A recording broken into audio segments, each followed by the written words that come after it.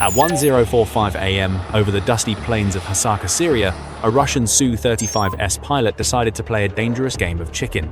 Diving at Mach 1.1, his plan was to execute a thumping maneuver using violent wake turbulence to destabilize the American AH-64E Apache operating below.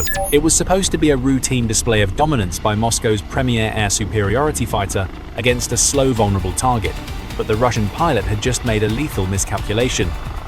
He failed to realize that the Apache Guardian wasn't just a helicopter. It was a flying data center acting as the bait for a kill web extending into space. In the 15 seconds of his approach, he wasn't intimidating anyone. He was unknowingly feeding his jet's unique electronic DNA into a fire control network that had already computed 3 different ways to destroy him. What he thought was a power move was actually a suicide run into a digital trap. The operational theater in northeastern Syria, specifically the airspace stretching from Manbij to the Deir ez-Zor oil fields, has transformed into a chaotic testing ground for Moscow's unprofessionalism. According to the Institute for the Study of War (ISW), Russian aerospace forces significantly escalated these provocations, logging over 25 violations of agreed-upon deconfliction protocols in a single week. This isn't accidental navigation, it is a calculated strategy of harassment designed to pressure American forces into withdrawing from key strategic footprints, like the Green Village base. The Kremlin believes that by constantly buzzing American assets with their superior Sukhoi fighters, they can project power without firing a shot. It is the geopolitical equivalent of a teenager revving his engine at a stoplight to look tough. The Su-35S pilot initiated this specific intercept, believing that his kinetic advantage, Mach 2.25 top speed and thrust vectoring engines, made him untouchable against a rotorcraft struggling to break 180 knots.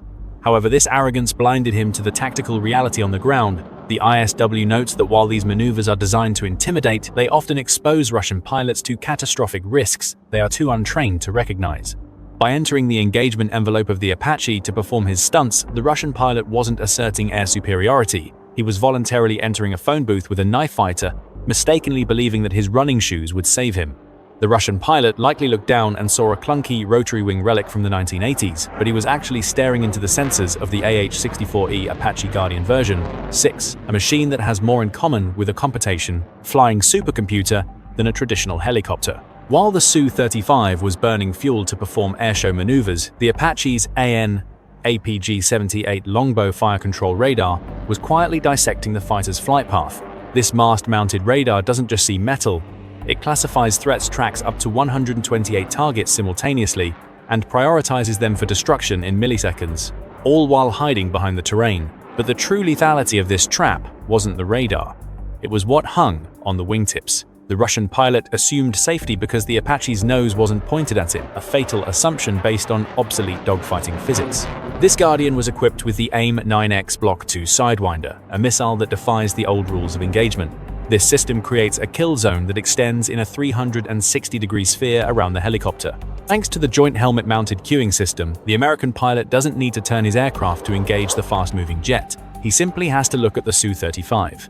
The moment his eyes lock onto the enemy canopy, the seeker head of the missile slaves to his line of sight. This high off-bore sight capability means the Apache could launch a missile at a target flying directly behind it. The AIM-9X with its thrust vectoring control would hook a 180-degree turn, pulling 60 Gs physics that no manned fighter jet, not even the vaunted Su-35 with its thrust vectoring, can hope to survive. Furthermore, the Apache wasn't fighting alone. It was acting as a forward sensor node, utilizing Link 16 data networks to beam the Su-35's exact position, speed, and electronic signature to every other American asset in the theater. The Russian thought he was bullying a lonely helicopter, but in reality he had just lit himself up on the screens of F-35 seconds and Patriot batteries hundreds of kilometers away.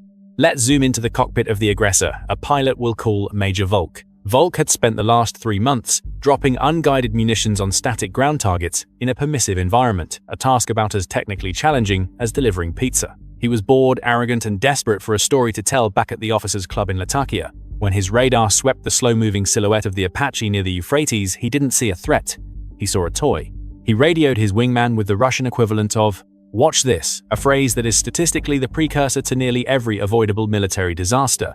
Volk pushed his throttle to full afterburner, feeling the raw power of the Saturn AL-41F1S engines kick him into the seat. He executed a sharp, high-G barrel roll directly over the Apache, dumping a stream of flares in a flashy, aggressive display intended to wash out the American sensors and panic the crew. Inside his helmet, he was likely grinning, imagining the terrified Americans below fighting to keep their rotorcraft stable in his jet wash. But if he could have seen inside the Apache's cockpit, his blood would have turned to ice. The American aircraft commander, a chief warrant officer, 4 with more combat hours than Volk had, total flight time, didn't flinch. He didn't bank away. He didn't panic. He simply toggled a switch on his collective slaving the MTAD's PNVS sensor turret to track the massive heat plume of Volk's engines. To the American crew, Volk wasn't a predator. He was just a loud, hot, and incredibly stupid moth flying voluntarily into a bug zapper. They weren't scared, they were embarrassed for him. While Volk was sweating through his G-suit trying to look cool, the Apache crew was calmly recording his hull number, his tactics, and his flight profile, filing it all away for future targeting solutions. Now let's step into the shoes of that Russian pilot to understand the sheer magnitude of the mistake he just made. Imagine you are strapped into the Zvezda K-36 ejection seat of the Su-35, the pride of Russia's aerospace engineering. You are screaming across the desert floor at 800 km per hour adrenaline, flooding your system as you pull up from your intimidation pass. You feel invincible, a god of speed looking down on a slow, clumsy insect. You check your mirrors, expecting to see the Apache rocking violently in your wake, perhaps retreating in panic. But then the tone in your headset changes. It's not the static of the radio, it's the piercing digital scream of your L-150 pastel radar warning receiver. Your eyes dart to the threat display, a solid red symbol. You have been locked. Panic spikes in your chest. You immediately look up and check your 6 o'clock, scanning the horizon for an American F-16 or F-22 Raptor, because your training tells you that only a fighter jet can lock you up at this angle. You see nothing but empty blue sky. The sky is clear. Where is the launch coming from? Then the realization hits you like a physical punch to the gut. The lock isn't coming from above, it's coming from below. The insect didn't retreat, it bit back. You slam the stick to the left, kicking the rudder to initiate a high G-brake turn, forcing your body to endure 9 times the force of gravity. Your vision grays out at the edges as the G-suit inflates to crush your legs, trying to keep blood in your brain. You are dumping magnesium flares by the bucket load, hoping to confuse the heat-seeking sensor. But you are fighting a ghost. The AIM-9X Block 2 fired by the Apache doesn't see a simple hotspot like missiles from the 1980s. It uses an imaging infrared focal plane array. It sees the shape of your aircraft. It ignores the flares because it knows they don't look like a Su-35. It is essentially a flying robot that has memorized your silhouette. As you strain against the G-forces looking over your shoulder, you witness the impossible geometry of death. You see a smoke trail erupt from the Apache, but it doesn't fly straight. It hooks. It turns 180 degrees in a space the size of a football field, ignoring the laws of momentum that your jet relies on. There is no maneuvering, no clever pilot trick, and no amount of afterburner that can outrun a missile capable of pulling 60 Gs. You are trapped in a mathematical certainty. In those final terrifying seconds, the arrogance of the superior fighter jet evaporates, replaced by the cold hard truth that you brought a knife to a gunfight and you're about to become nothing more than a smoking crater in the Syrian desert. There can only be one winner in this engagement, and it certainly won't be you. This single reckless intercept over Syria is not an isolated incident. It is a microscopic symptom of a macroscopic disease that is currently rotting the Russian Aerospace Forces VKS from the inside out. The fundamental failure displayed by that Su-35 pilot, the prioritization of aggressive maneuvering over situational awareness, explains exactly why the supposedly second most powerful air force in the world has failed to secure air superiority over Ukraine after 2 years of combat. Russian military doctrine remains dangerously obsessed with the kinetic performance of individual platforms, focusing on how fast a jet can fly or how tightly it can turn, while completely ignoring the decisive factor of modern warfare, sensor fusion. They are building hot rods for a race that is being decided by supercomputers. The Apache Guardian's ability to act as a silent node in a massive theater-wide kill web represents a generational leap in warfare that Moscow simply cannot replicate. While Russian pilots are busy hand-flying complex stunts to impress their superiors, American systems are automatically sharing target data between helicopters, fighter jets, ground batteries, and satellites without the pilots even needing to speak. This technological disparity creates a terrifying reality for Russian planners. In a full-scale conflict, the lonely Apache wouldn't just be defending itself, it would be the forward observer for a networked firing squad. The data collected by the Apache's sensors regarding the Su-35's electronic signature doesn't just stay in the helicopter, it is instantly uploaded to the global threat library.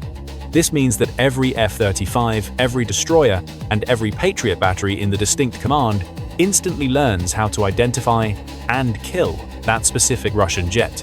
This is the concept of network-centric warfare, a doctrine the US has perfected over 30 years while Russia is still struggling to issue secure radios to its frontline troops. The attrition rates in Ukraine serve as a grim testament to this failure. Independent analysts from Oryx have visually confirmed the loss of over 100 Russian combat aircraft, many of which were shot down because they were flying blind, disconnected from any larger support network, trying to fight heroic solo battles against an integrated air defense system.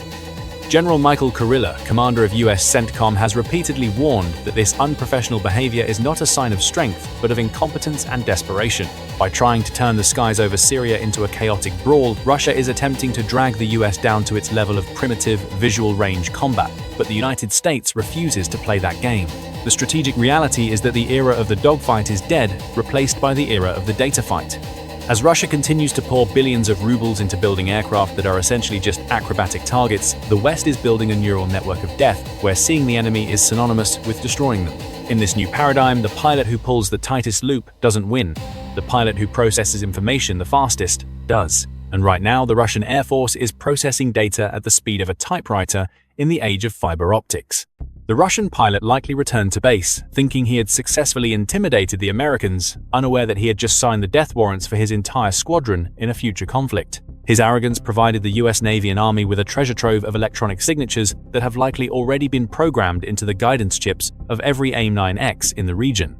This encounter serves as a brutal lesson that in the 21st century, air superiority is no longer defined by who has the fastest jet or the bravest pilot, but by who controls the electromagnetic spectrum. The Su-35 is a beautiful machine designed for air shows, but against a networked kill web, it is simply an expensive coffin. If you want to see what happens when the US Air Force stops being polite and decides to unleash the F-22 Raptor against these Russian tactics, make sure to hit that subscribe button and check out our video covering the Alaskan intercepts.